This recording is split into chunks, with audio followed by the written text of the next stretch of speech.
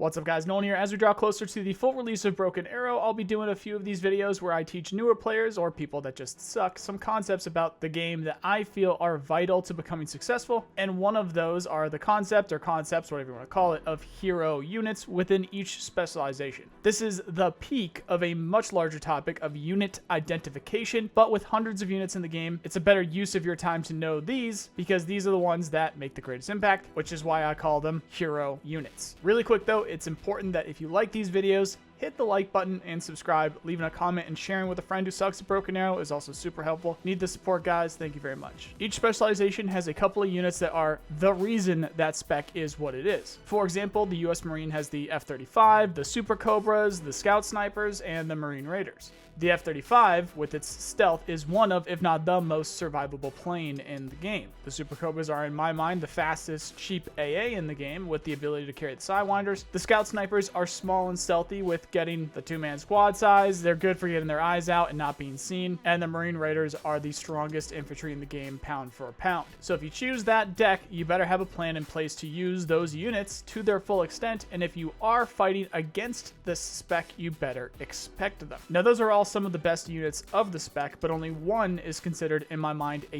hero unit, and that's the F-35. The reason why it's a hero unit is because if you don't have something directly in line to counter it, you will lose that game, and vice versa. The other stuff is great, they're top tier, but they will not have the same effect the F-35 will have in the grand scheme of things. That makes it the hero unit. So hopefully you get the concept now. Whenever you see that unit, if you take advantage of the time it's on the field to eliminate it, you are likely removing a significant portion of the enemy player's options to being successful with whatever plan they have in place. If you're the Russian player fighting as a US Armored Marine deck, you're not just looking at a plane out there when the F-35 is up, you're looking at their best plane, at least again for that spec. If you're fighting against a Russian armored and you see T-15s, especially if you see one on its own, you need to make sure that you eliminate it because you know that that is the core of that player's ground push, and they are almost certainly not going to make any major advances without it. Then if you see a lack of that unit, you should be alarmed because they're either a clueless opponent to the best units in that spec, and you should just go ahead and push forward because they probably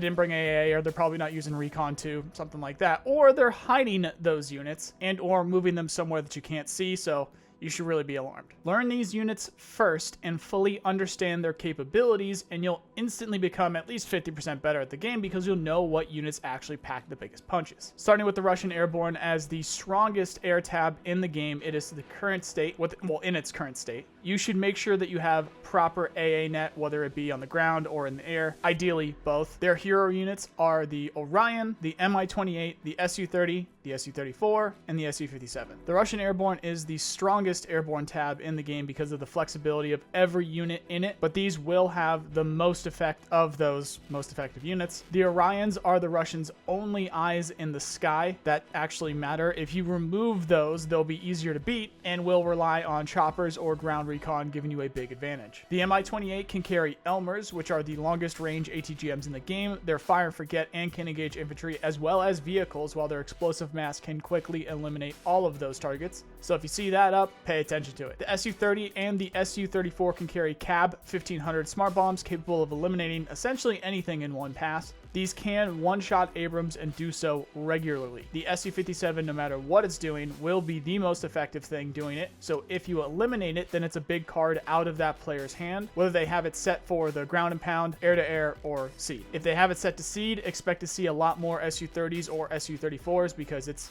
clearing the air literally of AA for those targets, while if it's air-to-air or air-to-ground, chances are it'll survive most of those fights, if not all of them. This spec deserves its own video, and it will get one later, around why Russia was significantly more powerful than the US the last two tests, in all-around hopes for future balance. And if you are wondering why I left the strategic bombers out of this, it's because if you let them drop on you and you didn't take advantage of them using that many points in the sky by pushing up and taking some points or taking ground or something, then you weren't winning that game anyway, so don't worry about it. More on that in another video too. Russian Armored has the T-15, the Buratino, and the S-300. The T-15s are easy, just don't let them get too close. Get them to use their ATGMs, they love to throw those away. Fight them with Abrams or hit them with Mavericks. Anyone complaining about them were playing rock, paper, scissors without the paper. T-15s are not a problem. They're just a hero unit, and they have the same counters as any other heavily armored vehicle in the game. The Buratino will remove a square mile of anything from existence, so destroy those when they pop up because they have to get close. Just make sure to take advantage of that. The S-300 is the longest range SAM missiles in the game. If you destroy those, they'll be feeling it, and it will be better for your slow planes trying to kill their T-15s. Russian Marine has the S-350 and the Katran. The S-350 has a ton of ammo while being able to engage lots of targets and intercept cruise missiles or ballistic missiles. It's a significant threat.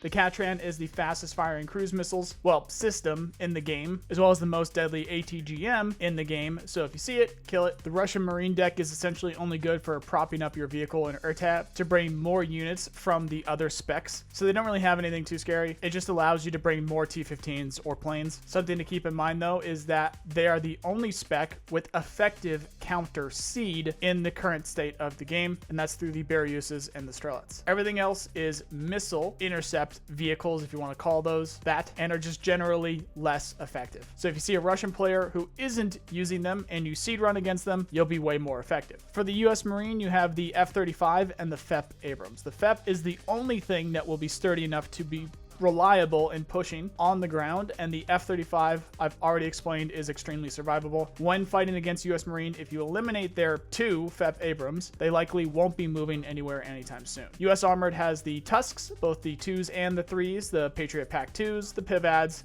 the M270s, and the Iron Thunders. The Tusks are the best tanks in the game pound for pound. The Patriot is the longest range SAM for the US in the current state of the game, while the PIVAD was the most sustainable counter seed. So if you eliminate the PIVADs, there's nothing protecting the Patriots, and if you eliminate the Patriots, you've eliminated their best air-to-air, or sorry, correction, SAM missiles. The M270 was very strong with the cluster, or the HE and AA, or correction, I don't know why I put that. For some reason, I put ATACMS on there as AA, while the Iron Thunder was the longest range artillery, conventional artillery, in the game. Those Tusks are the centerpiece of the deck. If you see them, kill them. That is their main push. The Patriots are their best chance at stopping your air. The PIVADs stop you from stopping their Patriots, while if you see Iron Thunders or M270s or ATACMS, they're new to the game and want to just use that artillery the entire game. So if you eliminate those, they'll either wait to be able to buy more, throw their other units away because they don't know how to use them, or just quit entirely. A better counter is to just stay mobile. The second that they spot anything with that artillery, they're going to try to arty it. So if you just move, they'll waste their time and not really know anything until it's too late. The US Airborne has the Global Hawk, Slam Ram, Longbow, and the F-15E, as well as, of course, the F-15EX. The Global Hawk is the best drone in the game. Whatever else they are doing, it likely counts on them being able to see with that Global Hawk, so stop that. The Slam Ram is the best AA of the spec, but made of complete paper, so just shoot something at it. The Longbow has seemingly endless hellfires, capable of stopping a lot of armor with prejudice and at a distance, so kill that. The F-15 is a cheap and very capable bomber. These were the main hammer of my US Airborne specs, while the EX can get into lots and lots of trouble depending on the loadout, whether that's air-to-air or cruise missiles, or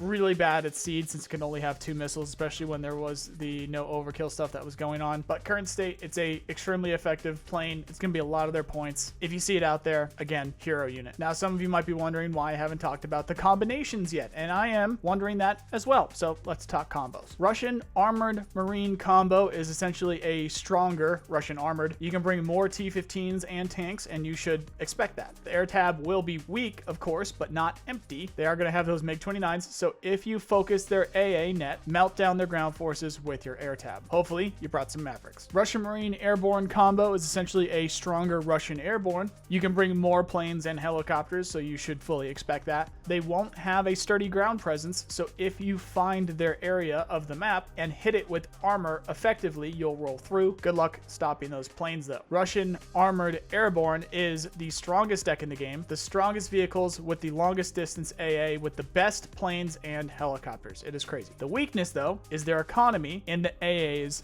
defense. The economy will be against them, as if they spend points on the ground, then they can't be in the air, and if they spend points in the air, they can't be on the ground. And then if they go half and half, then it's less overall. Their supplies will be through helicopters, so if you see them, hit them, as well as where they land. They also won't have those Beryuses from the Marine deck to defend against seed missiles, so seed will have a good chance of going through. And if they don't keep their radars on, then that just means you can get closer. Now for the US, we'll start with U.S. Armored Marine. It's a solidly well-rounded pushing deck. The focus will be on the ground, and the F-35 will do its thing. The weakness is in the air. If you keep the AA dead or busy reloading, or too far back, you can bomb them away. U.S. Marine air tab is slower, but are no slouch. If you are Russian Airborne, you can clear the sky and then just sweep up what's on the ground. Armored Airborne can be somewhat interesting, where I'd say you might want to just invest in either air-to-air or your air tab, for your air tab or air-to-ground only. That way you can either help eliminate air threats completely for your ground push or bomb what's in front of them. The weakness here is the same as U.S. Armored Marine. Win in the air and you can pick them off. U.S. Airborne may be the strongest U.S. deck, but you would always need help from a teammate on the ground and can lead to super one-sided games against if RNG doesn't go your way, or if you are fighting Russian air, because again, the Russian air was way better than the U.S. air on paper, and most of the time, again, RNG dictating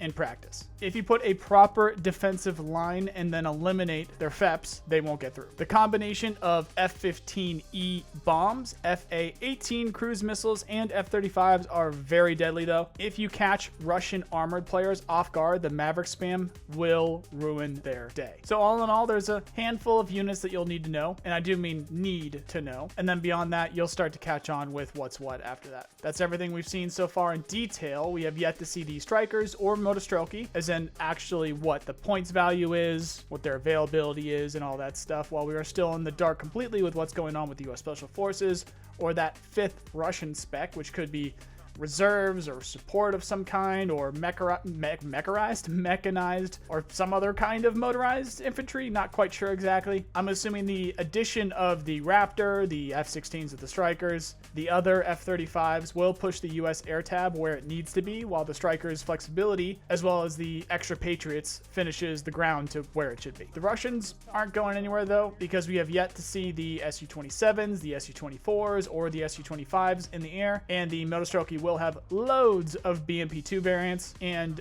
Armada-like boomerang APCs and IFVs, not to mention the Smerches, the TOS-2s, Tochkas, or even S-24s. There's a lot of firepower left to be seen. In future videos, I'll cover all of that, but that's for later. When you get specifics on these new specs or even changes to the old, I'll add on to this concept of hero units from today. 3 weeks away from our next update from the devs on the U.S. Special Forces spec. Stay tuned for more. Until then, subscribe for more, like if you did, comment what you think, share with a friend who sucks at Broken Arrow. Really appreciate the support, guys, and need it over here. Otherwise, thank you very much for watching. Hope you have a nice day. See you guys.